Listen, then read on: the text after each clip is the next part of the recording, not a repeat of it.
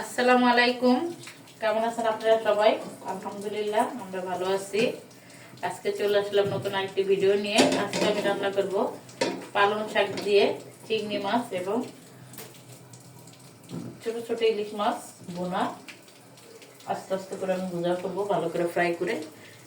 তো ফার্স্ট আমি কড়াইতে তেল দিয়ে দিয়েছি, পালং শাকটা রান্না করে নিব। তো তেলের ভিতরে আগে চিংড়ি মাছগুলো আমি ভেজে নিব। দিয়ে দিলাম চিংড়ি মাছ।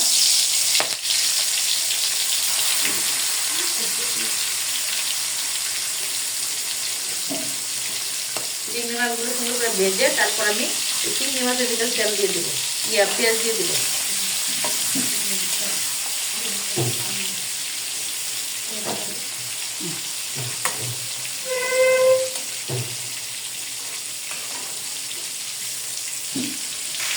চিংড়ি মাছগুলো ভালো করে আমি ফ্রাই করে নিতেছি। আমি চিংড়ি মাছগুলো অন্যভাবে দিতে পারতাম, সেটা ফ্রাই করে নিতে, এই জন্য যে শাকের ভিতরে যাতে চিংড়ি মাছের ফ্লেভারটা থাকে। আর কটা চিংড়ি মাছ ছিল ভালো হতো, তো আমার ঘরে কটাই ছিল, সেগুলো দিয়ে আমি পালং শাকটা ভাজি করে দিতেছি। পালং শাকটা একদম খেতে চাষ করছে, সেখান থেকে আমাকে দিয়ে গিয়েছে, তাই হঠাৎ যে কটা ছিল তাই দিয়ে আমি ভাজি করে নিতেছি। ভাজি না, মানে একটু তরকারির মতো রান্না হবে হলুদ দিয়ে। চিংড়ি মাছটাকে ভালো করে ফ্রাই করি। চিংড়ি মাছগুলো এরকম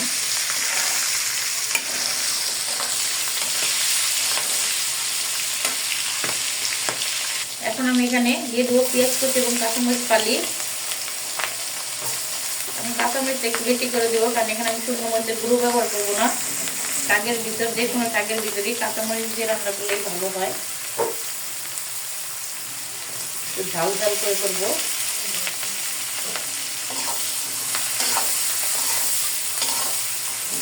শাকের পেঁয়াজ আর অতটা গাছ হালকাভাবে, খালি একটু নরম হলে হবে।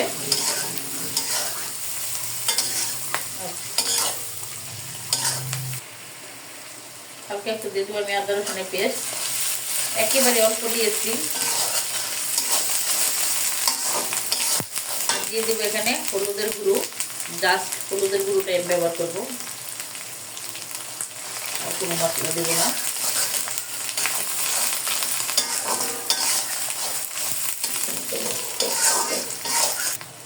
হয়ে গিয়েছে আমার পেঁয়াজটা ভাজা, আর ভাজবো না। এখন আমি শাকগুলো দিয়ে দিব। শাকগুলো ধুয়ে পরিষ্কার করে আমি সুন্দর করে কেটে রেখেছি। এই যে ক্ষেতের শাক, সবই ক্ষেতের শাক। তারপর এটা হাতে করছে, সেখান থেকে আমাদের শাক গিফট করে গেছে। শাকটা দিয়ে সুন্দর করে রান্না করে নেব। বাড়ির জিনিসের মজাই অন্যরকম।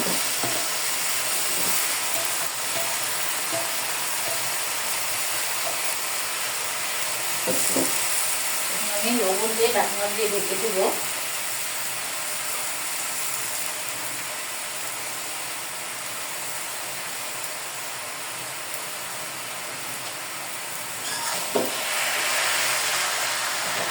একটুখানি হয়ে যাবে, দেখা যাবে।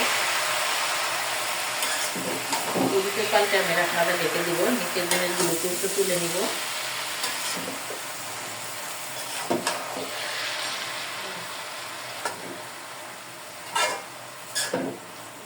ঢাকনা দিয়ে আমি ঢেকে দিলাম। শাকটাকে এভাবে ইয়ে করে নিয়েছি। বাড়ির শাকগুলি কি হয়ে গিয়েছে। তো যাই হোক, শাকটাকে আমি একটু রসালু রসালু রাখবো। যে চিংড়ি মাছ রান্না করেছি, আমি অত ভাজির মতো শুকাই ফেলবো না, সেই জন্য আমি এখন পানি দিয়ে রান্না করে নিব। কারণ শাকটা কষাইতে আমার এরকম হয়ে গিয়েছে, হালকা অল্প একটু পানি দিয়ে দিলাম। পানিটা শুকিয়ে রসালু রসালু ভাব থাকলে আমি শাকটা নামিয়ে নিব।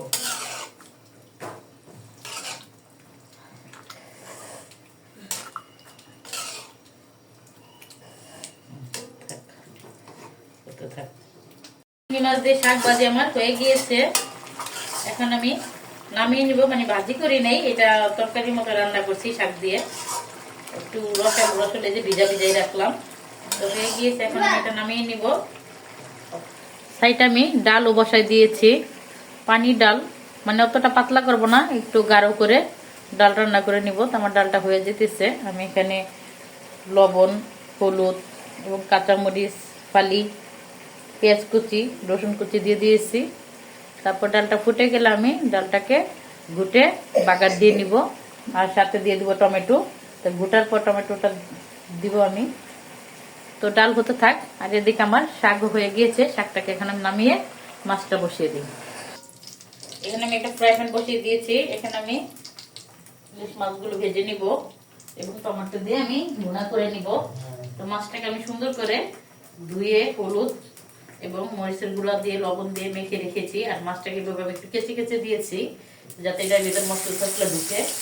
এখন আমি মাছগুলোকে আগে ফার্স্টে ফ্রাই করে নিব, তারপর এটাকে ভুনা করবো।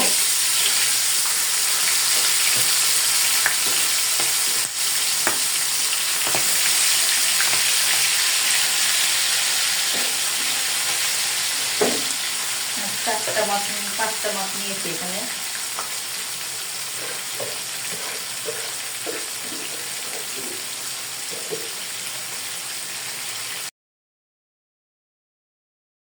নিব আমি।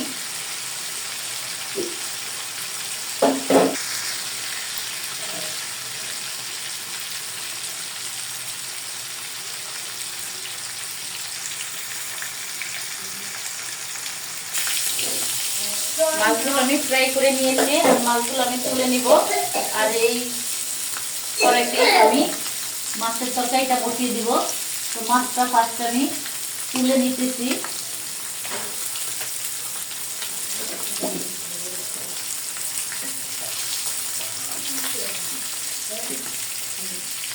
ভালো করে ফ্রাই করে নিয়েছি। মাছগুলোকে আমি একটা প্লেটে তুলে নিতেছি।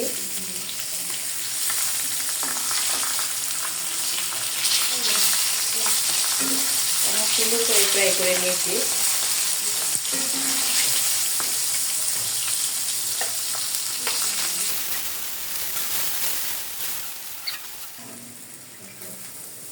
যে মাছগুলোকে আমি তুলে নিয়েছি, এখন আমি এই কড়াইতেই বসিয়ে দিব তরকারি।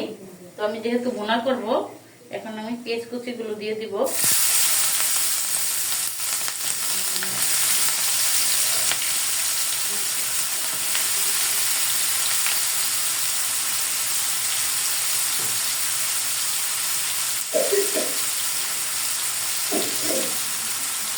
পেঁয়াজ কুচি এবং কাঁচামরিচ ফালি একসঙ্গে দিয়ে দিব।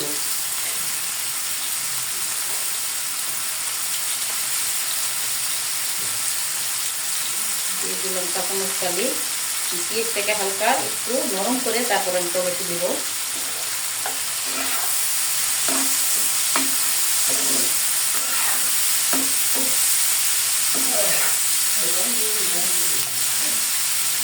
দিয়ে দিব লবণ টেস্ট অনুযায়ী।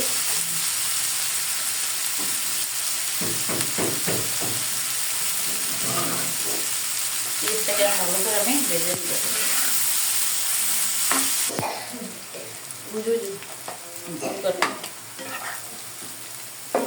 আমার পেস্টটা ভাজা হয়ে গেছে। এখন দিয়ে দিব আমি অল্প করে আদা রসুনের পেস্ট। কারণ ইলিশ মাছ অত বেশি দিতে হয় না। ইলিশ মাছ, চিংড়ি মাছ এগুলো তো আদা রসুনের পেস্ট না দিলেও হয়, কিন্তু অন্য অন্য মাছে দিতে হয়। তো যাই হোক, আমি আদা রসুনের পেস্ট দিয়েছিলাম। আমি ভালো করে ভেজে নিব একটু। আর সাইডে আমি ডালটা বাগার দিয়ে দিতেছি, কিন্তু জায়গা ছোটোর কারণে দেখাইতে পারতেছি না। এখন আমি দিয়ে দেবো হলুদের গুঁড়ো,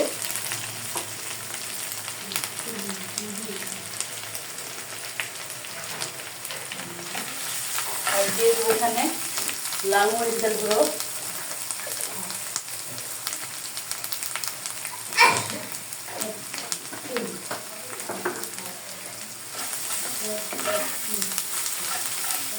একটু পানি দিয়ে দেবো যাতে মশলাটা পুড়ে না যায়।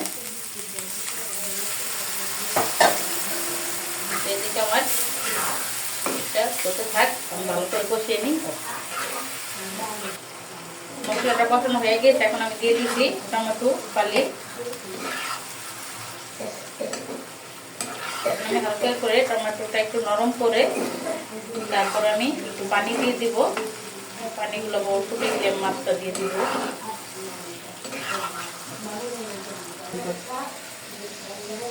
এখানে আমি ডালটাকে রান্না করে নিয়েছি। আমি পাতলা ডালি রান্না করছি, অত ঘন করে না। এই যে ডালটাকে আমি বাগার দিয়ে দিয়েছি রসুন কুচি এবং পেঁয়াজ কুচি আর জিরা দিয়ে, আস্ত জিরা। এখন দিয়ে দেবো আমি ধনিয়া পাতা কুচি। তো হয়ে গেছে আমার ডালটা। এখন আমি ডালটাকে নামিয়ে নিব।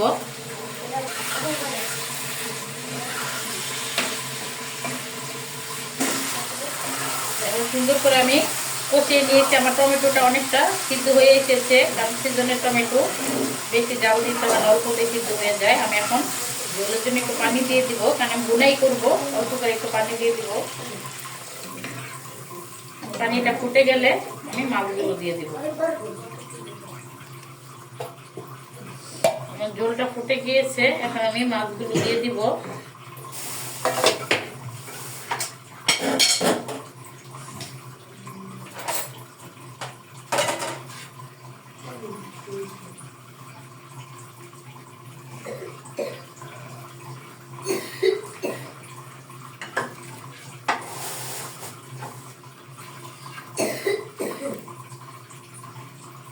মাছগুলো আমি দিয়ে দিয়েছি।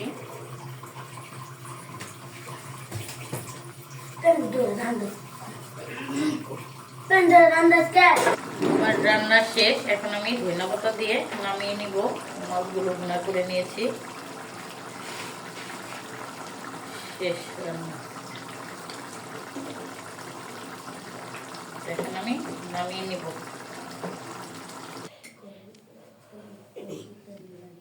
হয়ে গিয়েছে আমার রান্না। চিংড়ি মাছ দিয়ে পালং শাক, টমেটো দিয়ে, ধনেপাতা দিয়ে ডাল, সাদা ভাত, আর রয়েছে ইলিশ মাছ ভুনা। তো কেমন হলো আমাদের রেসিপিটি? যদি ভালো লেগে থাকে অবশ্যই আমাদের চ্যানেলটি সাবস্ক্রাইব করে আমাদের পাশে থাকবেন। তো আমরা এখন খেতে বসে যাই। আল্লাহ হাফেজ।